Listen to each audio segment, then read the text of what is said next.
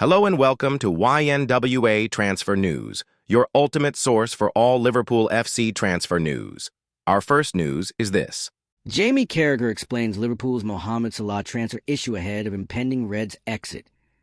Jamie Carragher highlighted Mohamed Salah's durability as his best quality, as a Liverpool legend reflected on career of one of the greatest players to have played for the club, and the former vice-captain Carragher, who played 737 games for the Reds, believes Liverpool might have to look to a different profile of player in the search for Salah's successor. Salah, who is the Reds' third highest goal scorer of all time with 255, announced last month that this season will be final one at Anfield, having signed from Roma for around £36 million in the summer of 2017. The Egypt captain has enjoyed a storybook career on Merseyside, winning 2 Premier League titles and the Champions League alongside 2 Carabao Cups, the FA Cup in 2022 and a first-ever Club World Cup for the Reds in December 2019. Salah has played 436 of the 496 Liverpool matches since he arrived and made 323 appearances from a possible 335 in the Premier League. Carragher, who won the Champions League in 2005, says Salah's goal-scoring numbers speak for themselves, but he talked up the number 11's ability to make himself consistently available for the team as one of his major strengths. It was interesting listening to Jurgen Klopp speaking about him the other day, and he gave a little insight into how Mo was probably thinking when he joined the club. Carragher told the Echo he was actually asking where would he play. He was worried about Sadio Mane playing on the right. Where would he play? And it just shows where he has gone from that. He has come in and not 100% sure he will play in the team. But I remember his debut at Watford. I was at that game. He definitely scored, and I could just see straight away he was going to get goals because of the runs he was making. He was electric. But no one would have envisaged what he would go on to become for Liverpool. And, one of the greatest players to play for the club, one of the greatest players in the world. Now, for how long has he been at Liverpool? 9 seasons. And it is his consistency, I think. And the thing I love is he plays every week. That is something I pride myself on. I look back on my own career, and I am proud of that. Sometimes you need a little bit of luck with injuries, but the thing I love about him is he plays every game. He wants to play every game. He wants to break records. He's got that mentality. I can assure you, having been at Liverpool for so long, not every player has got that. Some players like having a few good games, and then they want to come out and have a breather and almost rest on their 3 or 4 great games they've had. And when they're out of the team, someone will say, "Oh, we miss him now." Because when you play every week, you're there to be shot at, you're there to have a bad game, or in Salah's chance, miss a chance, whatever it may be. And that is the biggest thing for me, not his quality, but the fact that he is there for Liverpool every week. Attention now turns to how Liverpool go about finding a player capable of following on the right side of the attack. But Carragher doesn't believe any player is ever truly irreplaceable at Anfield. The former centre-back, who was the Gerard Houllier squad that won the League Cup, FA Cup, and UEFA Cup 25 years ago, thinks the decision-makers at recruitment level may look to source a different type of wideman. Carragher added, "I never go along with it when someone says they are irreplaceable.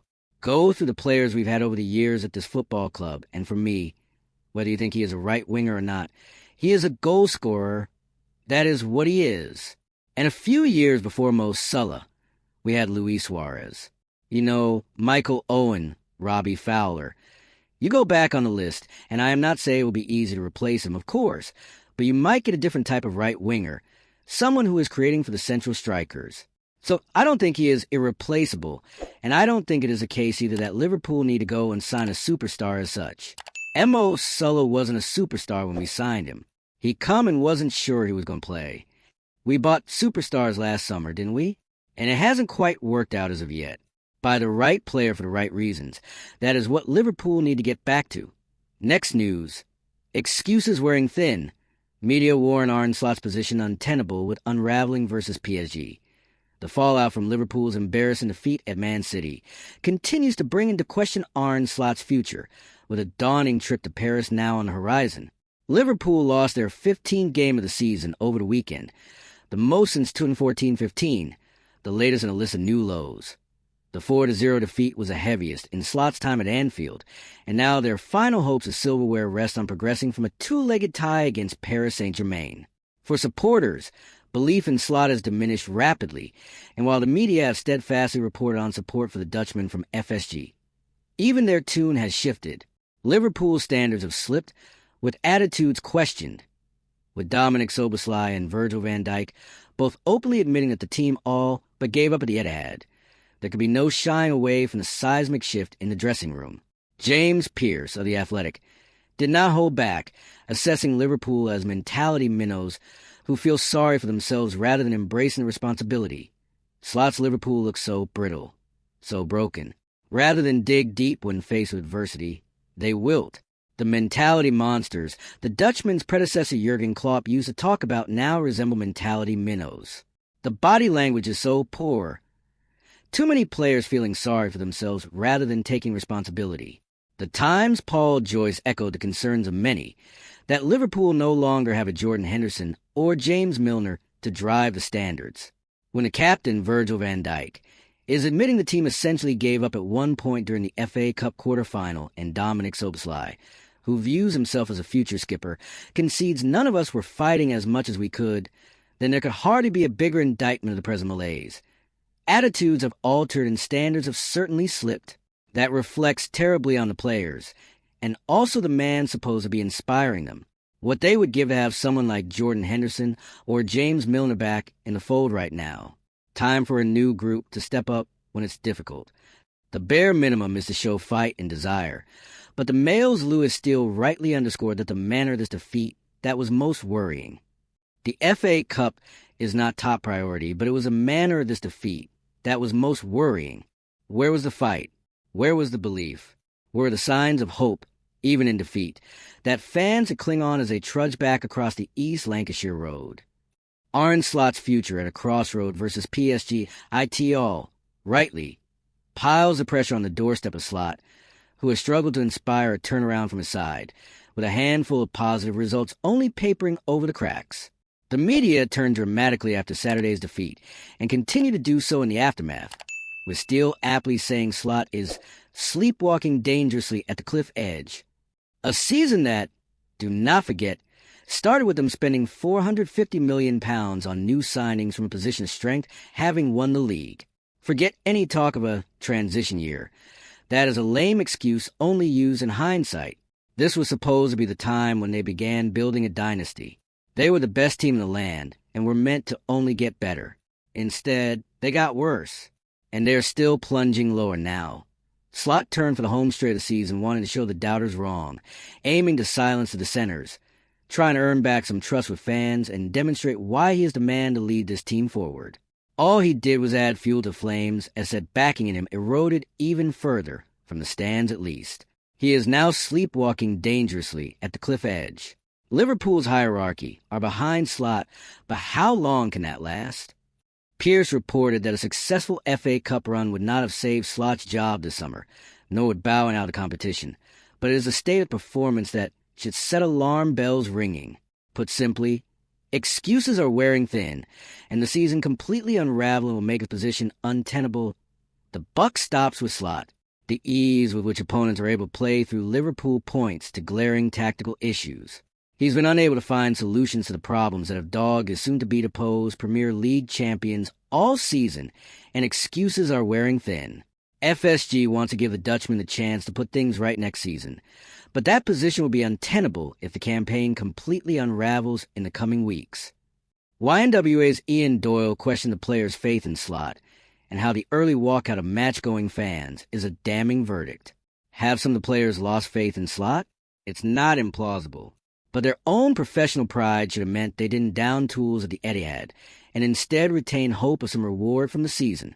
That so many match-going supporters departed the Etihad long before the final whistle will not have passed unnoticed by Fenway's sports group. The owners want to give Slot every chance to atone for his campaign, but their patience is not limitless, and the actions of those who pay their hard-earned to watch the Reds will have some influence. Finally, Joyce voiced what the general consensus regarding the midweek trip to PSG is, that it could become a theater of nightmares that decides what the next move is. Slot must find a way out of this mess to ease the pressure. But the chances of straightening everything out are far more complicated when his squad effectively confesses it picks and chooses when to perform. Jurgen Klopp occasionally had a rant at his Liverpool squad, and when he did so, he carried a fear factor that left no one in any doubt about the direction of travel. The Champions League had provided some respite for Liverpool this term, but the Parc des Princes has the potential to become a theater of nightmares if there is any repeat of the period immediately before and after the interval, when Erling Haaland made hay. A perfect performance is required when everything about this team is imperfect. Should they return to Merseyside with everything still to play for, then what would that really prove other than it was all about the attitude all along? Next news. Liverpool news. Virgil van Dijk points finger after Cup shocker as Mo Salah sent message. Liverpool have no time to recover from their 4-0 thrashing by Manchester City, with a Champions League fixture against Paris Saint-Germain looming. The Reds were soundly beaten in their FA Cup quarter-final match at the Etihad Stadium. The loss marked Liverpool's 15th defeat in all competitions this season, the highest number the club has endured in a single campaign since 2014/2015, when they lost 18 games under Brendan Rodgers. The scale of their humiliation in Manchester has led Virgil van Dijk to level serious accusations at his colleagues. Daily Star Sport also examines a message sent to Mo Salah following news of his imminent departure as we explore the biggest stories emerging from Anfield. Virgil van Dijk points finger at players. The most damning criticism any team can face is allegations of surrender, and that's precisely what Van Dijk accuses teammates of, reports YNWA. In a season marred by numerous dreadful performances and results, the Reds' 4-0 hammering on Saturday could be the most embarrassing moment of their campaign. To add insult to injury, Van Dijk confessed his side gave up during the match, a statement that could have significant implications for the remainder of the club season and potentially the future of Slot. The Dutchman said, "I've been there already many times this season when I've had hope, and then we couldn't build on performances. Our second half, the intensity we didn't match, the challenges we didn't win, it was tough. To lose then 4-0 is tough. Am I sick of repeating myself? 100%, of course. I can understand the fans' frustration as well. Obviously, you come out of the dressing room after halftime with the right intentions to score and make it 2-1 and change a game. But the opposite happened, and then to come back from 3-0 is obviously very difficult. Also, you shouldn't give up, and that's maybe what happened at a certain point. It's mentally very tough at the moment. I must say, Mohamed Salah sent message. Mohamed Salah suffered a particularly dreadful afternoon at the Etihad Stadium. Beyond what was an appalling display after missing a huge chance to give his team the lead at 0-0, the Egyptian later fluffed his second spot kick in succession, in what presently appears a tragic conclusion to a brilliant Liverpool career. The 33-year-old faced off against his former Reds coach Pep Lijnders on Saturday, with the Dutchman leading City in the absence of Pep Guardiola due to his sideline suspension.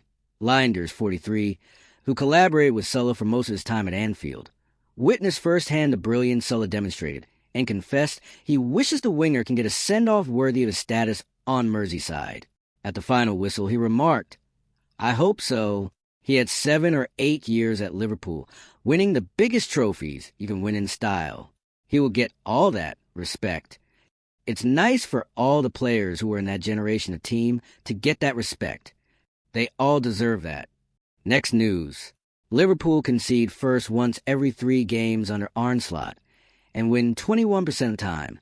Liverpool have a proficiency for conceding first in one of every 3 games under Arne Slot, and when they do, they bounce back to win just 21% of the time.